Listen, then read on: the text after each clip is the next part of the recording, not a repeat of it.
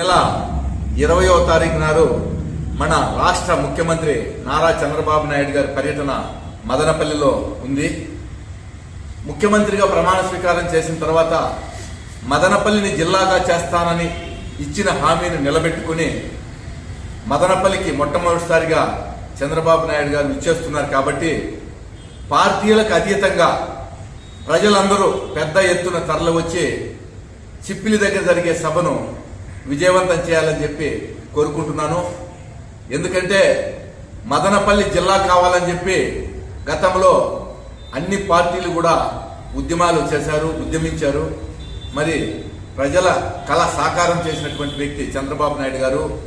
అదేవిధంగా హంద్రీ నీవా సుజల స్రవంతి ద్వారా నీటిని మదనపల్లి నియోజకవర్గంలో మన షాజహాన్ బాషా గారి నేతృత్వంలో మన చెరువులన్నిటికీ కూడా అనుసంధానించాల్సినటువంటి అవసరం ఉంది. కాబట్టి వీటినన్నింటినీ ఒక అర్జీ రూపంలో ముఖ్యమంత్రి గారికి మదనపల్లి ప్రజల ఆకాంక్ష మేరకు ఇవ్వడం జరుగుతుంది. Madanapalle Nimmanapalli double road, tar road చేయాలని, అదేవిధంగా మదనపల్లి రామసముద్రం మండలానికి డబుల్ రోడ్డు, తార్ రోడ్డు చేయాలని చెప్పి కూడా డిమాండ్ ప్రజల నుండి ఉంది.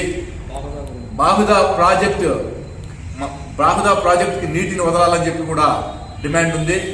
మదనపల్లిలో ఎన్నో సంవత్సరాలుగా ఉన్నటువంటి బీటీ కళాశాలను ఒక యూనివర్సిటీ స్థాయికి చేసి యూనివర్సిటీగా ప్రకటించాలని చెప్పి ప్రజలందరూ కూడా డిమాండ్ చేస్తున్నారు. మదనపల్లిలో మెడికల్ కాలేజీ అర్ధాంతరంగా ఆగిపోయింది. దానిని కూడా ప్రారంభించి మదనపల్లిలో మెడికల్ కాలేజీని వెంటనే స్టార్ట్ చేయాల్సిన అవసరం అంతా కూడా ఉంది.